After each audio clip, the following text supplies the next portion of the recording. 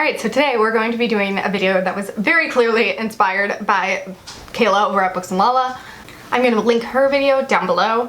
And essentially we're going to be using a personal shopper to pick our TBR. There's a service that you can use where you fill in a bunch of information and they will send you 3 book recommendations that they think you will like. And I'm going to read those books in this reading vlog and see if they were correct. The service is called mytbr.co if for any reason you want to do this yourself. Honestly, even if I wasn't making videos, I would probably still want to do this at least once for myself because I just find it interesting. I don't think I would do this very often because honestly, I have enough books on my TBR that I want to read. I don't really need someone to pay. I don't really need to pay someone to add more to that ever-growing list. But I do think it's kind of fun. I love the idea of personal shoppers and I've always loved subscription boxes and stuff like that, and this is very similar but more curated to your own taste, and I think that's pretty cool. Alright, what are your favorite genres? I feel like I can't put erotica in here because that seems weird. So we're gonna go with horror, mystery, crime, and I guess contemporary, definitely thrillers, and I guess contemporary. Why do I not know how to spell the word contemporary? I feel like I'm going to overthink these questions. Is there anything you want to explore more in your reading life? Yes. I really want to get more into horror.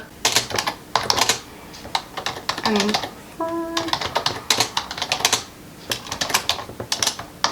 looking for more horror, but I'm definitely prefacing that it's not Stephen King because we know I don't like that, and preferably not YA,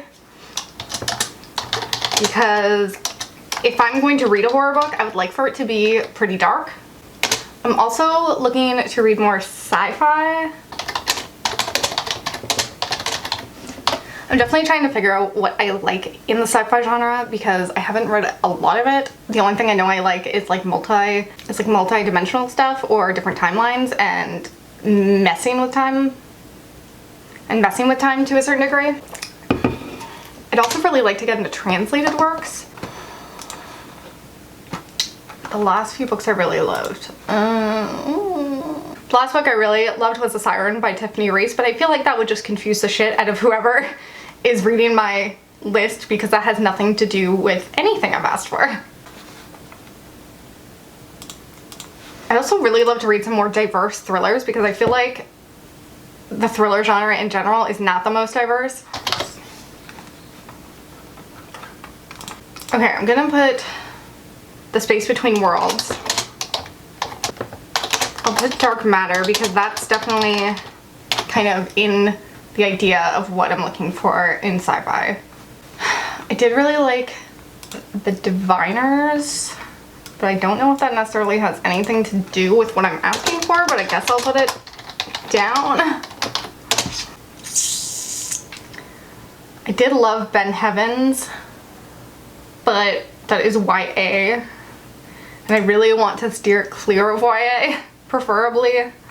The Death of Vivek OG, which I don't know if that has a ton to do with what I'm asking for, but I'm going to put it down.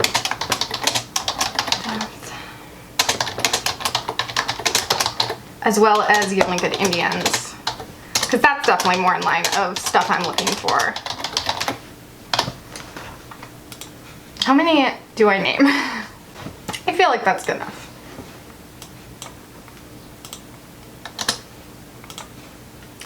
How should your bibliologist balance books that fit your current style with picks that branch out? I would preferably like to stick to the things I'm asking for and see how close they can get it. So actually I think I'm gonna put Keep It Familiar, and then yeah, maybe I'll do this again and just spice it up and ask them to push me outside my comfort zone. Okay, so I definitely want to ask about,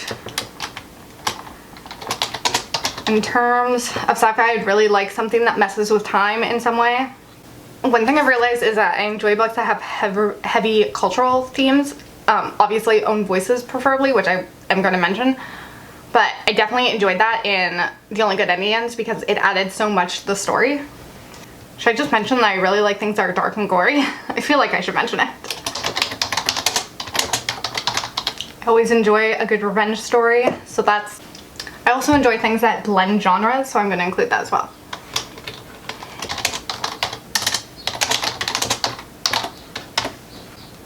I mean, I don't know. What would I include? Anything else? Am I right that I don't like paranormal things? I feel like that's good to include. I can only imagine how expensive the hardcover books. So we're going with just the recommendations, and I'll buy them on ebook or get them from the library or buy the book if I have to from Chapters. Okay, so I will put my Goodreads profile in there. Okay, and you can update your profile, so I'm going to do that as well. What are your all-time favorite books? I'm gonna go with Dark Places by Gillian Flynn, as well as Dark Matter by Blake Crouch. Okay, The Husband's Secret by Leanne Moriarty. Any books you absolutely hated? Oh boy, how much time do you have? Okay, American Gods is going in there. Oh, The Good Girl by Mary Kubica. And In the Woods. Hey, worst books of the year. Oh god, yeah, the remaking. That was bad. I can't remember the name. What else didn't I like? Oh, An Unwanted Guest by Shira Lapina. Yeah. As well as Turn of the Key by Ruth Ware. I know everyone else loved that book and I just don't get it. Okay, favorite. What are a few of your favorite TV shows and movies? Holy crap, we could be here forever. The Exorcist. I definitely should give some ideas of what type of horror I like, I feel. So The Exorcist is #1. The Lost Boys. Although that's probably for nostalgia factor.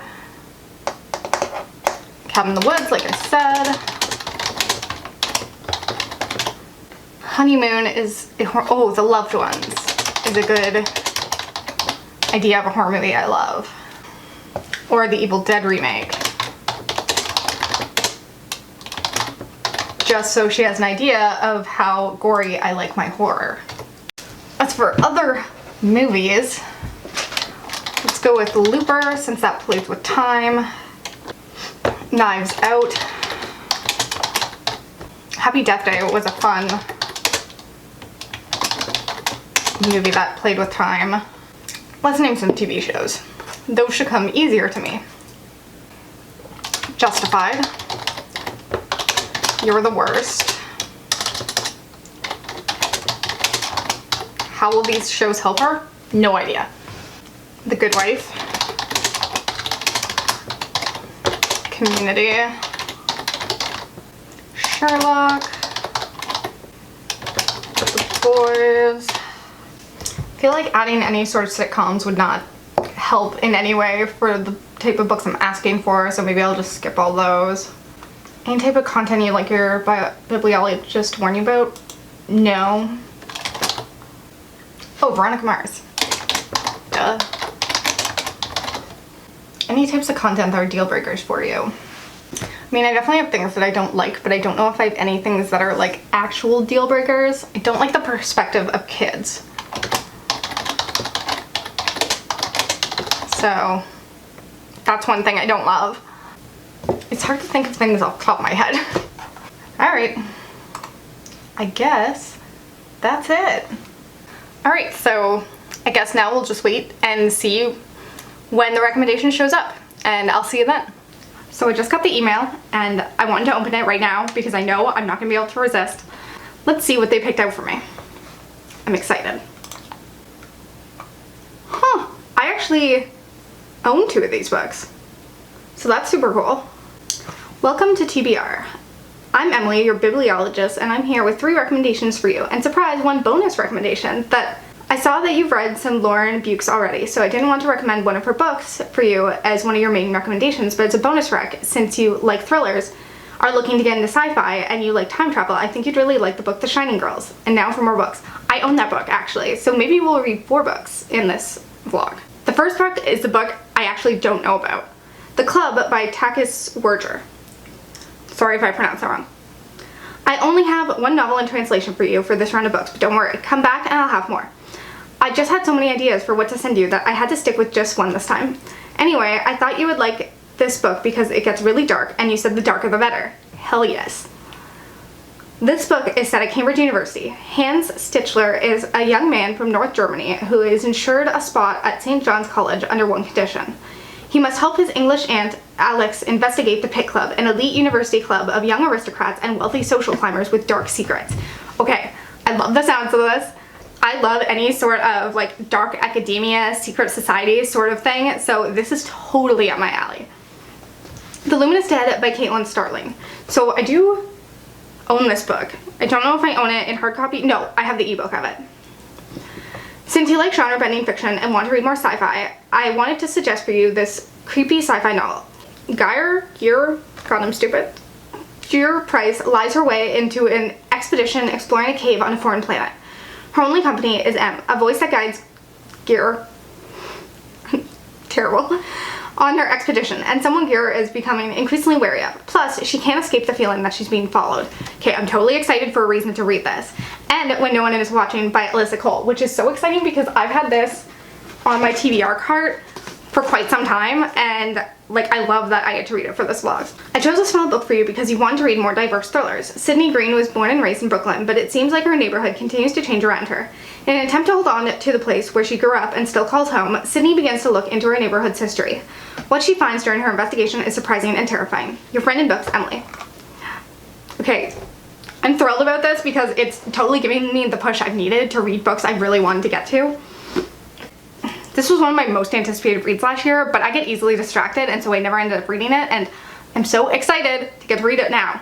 And I only have to order one book for this vlog, which is kind of cool. Obviously, it would be great if I got completely new recommendations, but this isn't her fault. This is completely my fault because I took a ton of books off my Goodreads list way back. I kind of forgot I did that. I did that probably a year ago, and essentially any book I owned I removed from my want to read shelf because my want to read shelf was over 1,000 books and it was getting ridiculous, and it made it really hard to like go through the list and find what I was looking for, so that's why that happened.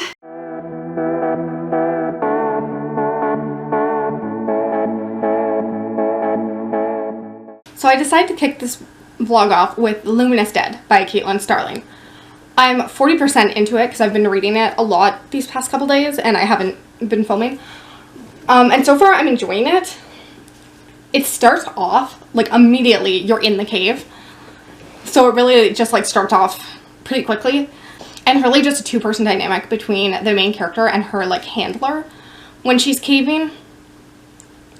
And I feel like starting off that way has been both good and bad. It really reminds me of a video game. I don't know why, like not a specific video game, but if you've ever played those games, like Heavy Rain, Beyond, or Detroit Become Human, and Beyond Two Souls, I've played all of those and I love them, but this reminds me of that where you're just like very first person and you're just making these choices and I don't know, trying to survive.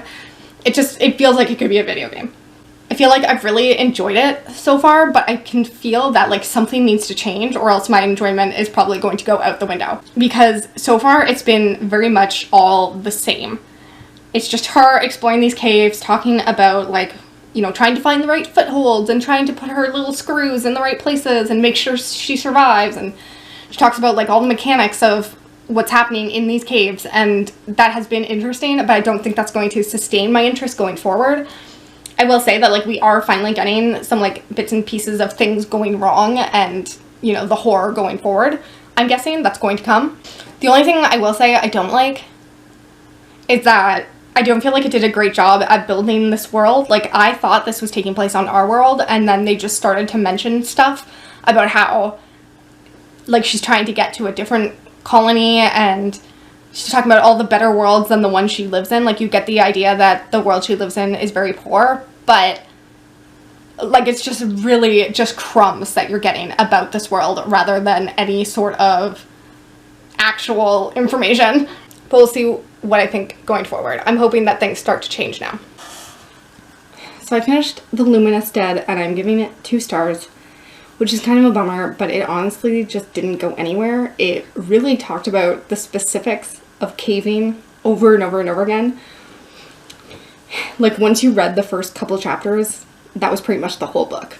They spent so much time talking about like her placing her anchors in certain spots and trying to find footholds and like that's great, but like at a certain point, I was hoping it would go past that.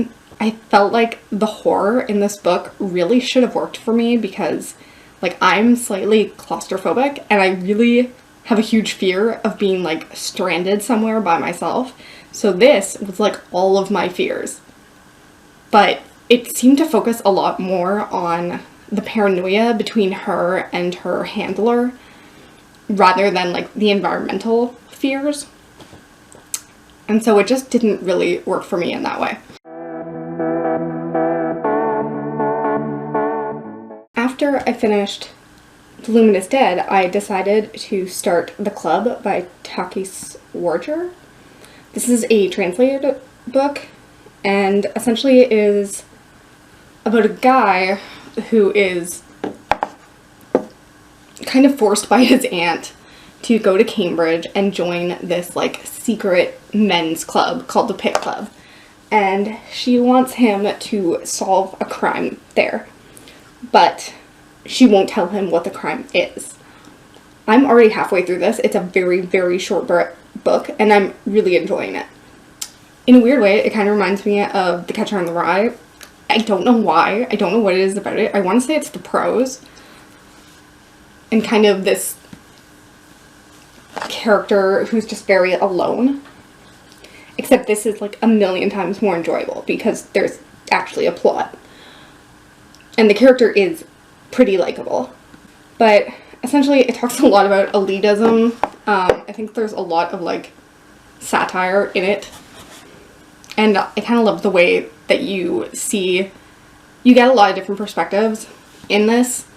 And just seeing the women's perspectives compared to the men's is interesting. And I don't know for sure where it's going, but it feels like it might be going in the way of like these women are being sexually assaulted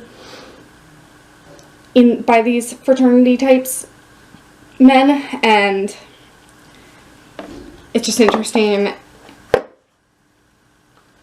the way that never even occurs to the main character because, you know, he's a dude and he doesn't have to think about these things. Whereas, of course, being a woman reading it, that was just my very first thought. Obviously, I think the end of this book could kind of make or break it and change my opinion, but yeah, so far I'm really enjoying it. And being that it is so quick and so short, I feel like it could be worth the read. I do think it also does a good job of kind of talking about, like I said, talking about loneliness, but especially as someone who like doesn't have strong family connections because his father dies in a car crash, I think, and then his mother dies of cancer shortly afterwards. And so all he has left is his aunt, who is dealing with her own shit and just can't really be there for him in the way that he wants and needs. And so he like kind of forms this bond immediately with this guy from the Pit Club. This older guy who used to be in the Pit Club, I guess I should say. Because he just really needs a male role model, I guess. The whole thing's just interesting, and I'll have more to say once I get farther in it. Or once I finish it, because I'm probably going to finish it tonight or tomorrow. We're just like the Walrus. We're playing for an answer to the question, too. I actually don't. You've never seen it. Yeah. So I finished The Club by Takis Wurger. Sorry, I still don't know how to pronounce that name. And I gave it 4 stars, though admittedly, I'm not sure why. I found this book really easy to read, and there was a lot of aspects I liked about it. I enjoyed the characters. I enjoyed what it was doing for the most part. It definitely had like a satirical view kind of on like this certain type of elitism, especially in an academic setting. Although I wouldn't say it was necessarily the most clever. It definitely wasn't subtle, but I enjoyed it anyways. What really kind of disappointed me though was the ending. I think I wanted something a little more scathing because we are dealing with such a dark subject matter, and it just felt like this was very much a dude's take on it. You know, he wanted us to like the main character, and I just feel like I didn't necessarily want that. Like, we're literally talking about sexual assault of women, and we're doing it from a male perspective, and I was hoping that it would have a little bit more to say about kind of the complacency of like nice men and kind of how they can sometimes enable other men because they're their friends or whatever, but like it was clear that that's not what this book set out to do. It set out more so to like show him being the hero and like fixing it for other women, I guess. Yeah, I was hoping this would go differently and say a little bit more.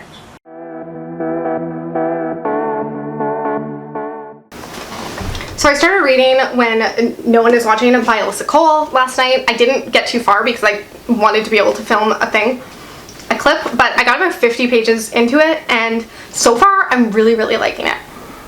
I feel like they're really building this like sinister atmosphere, and I'm loving that so much. I don't trust anyone because of the atmosphere that they've got going. Like, I know that Theo is essentially a love interest, I believe, but like I don't trust him. And some things he has said and done already are suspect. I like the main character. I like that she's got enough personality to make her interesting, which is not always the case in thrillers. Sometimes they are very bland. Do something cute. Go, Jack! Go, Jack! Come on, man. So I'm about halfway through When No One Is Watching, and I feel like we've mostly just been getting a good sense of who the two main characters are. I really like Sydney. She's very relatable and she's a very like strong character. She's clearly dealing with a lot in her life. Her mother is sick. They're having huge financial problems. She's dealing with the gentrification of her neighborhood and all the racism that comes with that. And she's really just doing her best. And then there's Theo, who, I mean, he has his problems that he's dealing with. Like the fact that his girlfriend's cheating on him. But like overall, his life seems somewhat easier compared to Sydney's, and yet he is just a fucking disaster. He truly is such a mess, and you know, he's got a good heart, but Sydney is just too good for him. And so reading what I'm assuming is about to become a burgeoning relationship, I'm unsure how to feel about it. Right now it's been focusing a lot on the history of the neighborhood and kind of the history of the colonialism that many of these types of neighborhoods have had to face, and how that happened in the past and how that affected their communities, and now how that's kind of being mirrored in the present.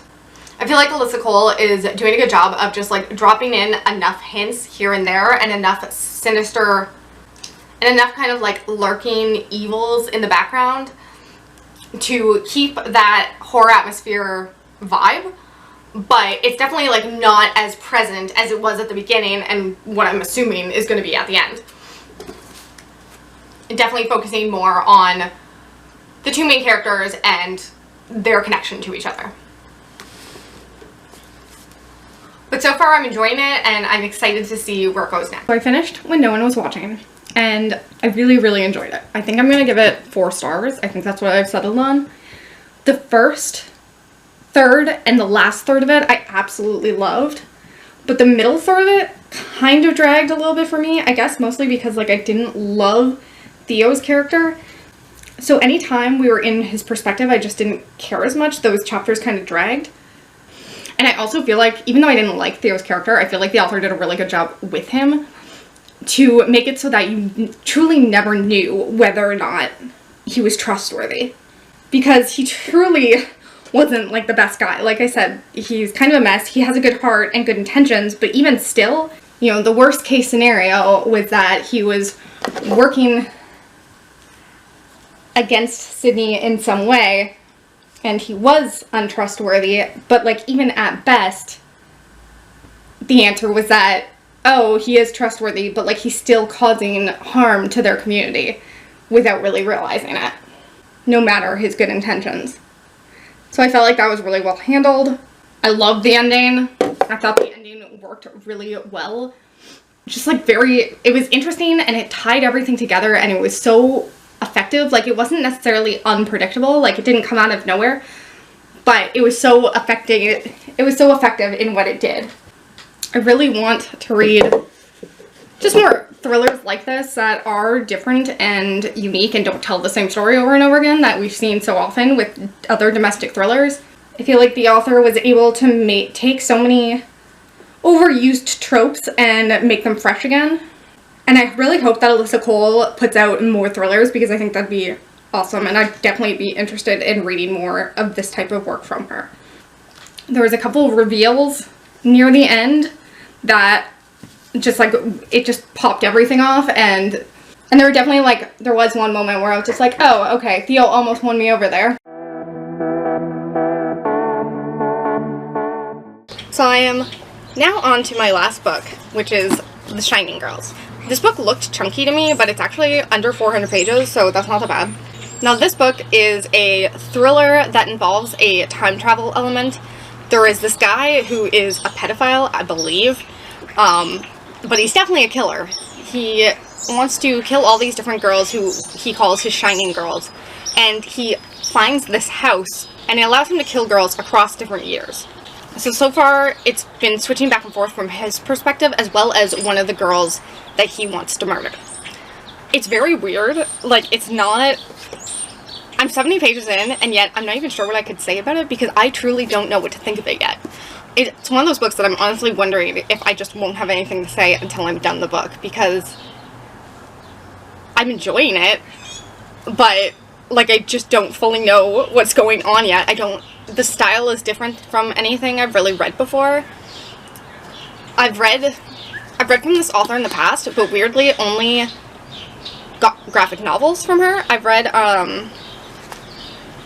she did a volume of that Fables spin-off, Fairest, and the volume she did was fantastic. I gave it 5 stars and I still remember it, which is really rare. I don't usually remember, like, certain volumes of some sort of long graphic novel series, but hers was such a standout. And then I read some sort of horror graphic novel she did, Survivor's Club, which was a trip, but I'd actually recommend it and thought it was pretty great. I'm now halfway through The Shining Girls, and it's pretty much going how I thought it would, in the sense that I don't have a lot to say on this. I truly feel like I'm not going to know how I feel about it until I get to the end. It's interesting enough. I feel like the characters are all pretty dark and unlikable, but in interesting ways. They're kind of just trying to get through life, really, the best they can. I do enjoy the time-hopping perspective that we get with the serial killer. But overall, I don't have much to say on this. I really feel like the end is going to make or break whether I end up liking this. I actually just got the email that my next 3 picks are coming soon from TBR company. So that tells you just how long I've been filming this video. So I've decided to give myself a slight makeover in that I'm going to cut and dye my own hair. Is this a good idea? Do I have any experience? Absolutely not. Did I watch a bunch of videos? I watched 2. I think that's enough. It's been 2 years since I've gotten my hair professionally cut and dyed, and I keep telling myself that it's because of the pandemic, but that math doesn't quite add up. It turns out I'm just lazy and don't like leaving my apartment a lot. You can't really tell because we're in atrocious lighting, but my roots have literally grown to like here. And my hair has gotten ridiculously long. I kind of straightened it. I sort of half-assed the straightening, but I straightened it enough that I feel like I can sort of cut it properly. Essentially, I'm just going to take off like an inch or something. Like, I'm really not looking to lose a lot of length, but I would like to give myself layers, so we'll see how that works. And I really want bangs, so we'll see how that goes as well. And then I bought 4 boxes of hair dye, so I'm going to do this in my bathroom because it's the only place with good lighting, plus I feel like it'll be easier to clean up, so let's go.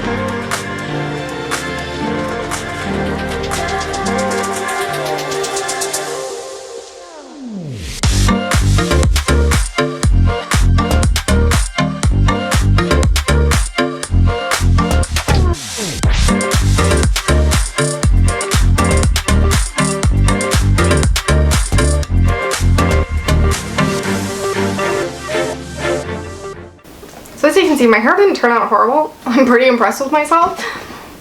The only thing is, I feel like I want my bangs to be this length, but they aren't behaving the way that I want them to. I think I forgot just what a pain in the ass my hair is, and I just wish they would lay it somewhat flatter, but here we are. I feel like in a week they'll be fine. So I'm actually pretty happy with it. I will say the hair dye, like, isn't that exciting. It literally just is the same color I already had, except now the top matches the bottom. Whatever, it all worked out pretty well, as good as I could have expected it to. So I finished The Shining Girls, and I think I'm gonna give it probably 2 stars. I just didn't love it, which is really saddening and disappointing. And my thing is, not a lot happened. It just felt like we were using this time travel device and it wasn't used for anything that interesting. I feel like the only thing that happened was there was a lot to say about these girls and the way they shine and the way this man snuffed out that, and kind of the different decades, and that no matter the time period, women are oppressed in different ways. So that was interesting, but everything else was just kind of boring, and it didn't really go anywhere. The murderer's point of view got kind of monotonous. It repeated itself a lot. And honestly, the same thing with the main character. Just not a lot happened, and all these things didn't even get pulled together until the last like 40 pages or so, and it really just wasn't that interesting. So that sucks. And it's definitely not how I wanted to end this vlog, because honestly, I feel like my experience was pretty good. Even though I didn't love most of these books, I still feel like the choices were spot on in terms of my taste, in terms of what I'm interested in. So I definitely can't blame the person who picked these for me. Now, my thoughts overall about this experience, about this company, I actually think it's pretty fun. If you don't have the money to do this, I absolutely do not think it's a necessity. I think most people can find their own book recommendations, especially if you're watching booktube videos. But I thought it was a super fun experience. I thought, even though I didn't enjoy these books, I thought that the recommendations were pretty much right on the money. I think it's hard to discern what someone else is going to think is good. So just choosing things based off their taste is the best you can do. I also think that this would be a fantastic gift if you know someone who enjoys books, especially if you can also pay for the books option. I enjoy choosing just like the preferences option because I don't know how much the books are going to cost, and it can be pretty pricey. But I think this would make an absolutely unique and great gift for someone. My TBR picks are actually coming again at the end of the month. So I might do another one of these videos. I just think it's kind of a fun thing to do, and hopefully I'll be able to get it up faster than this one. I hope you liked this video, and I hope we come back soon. Bye.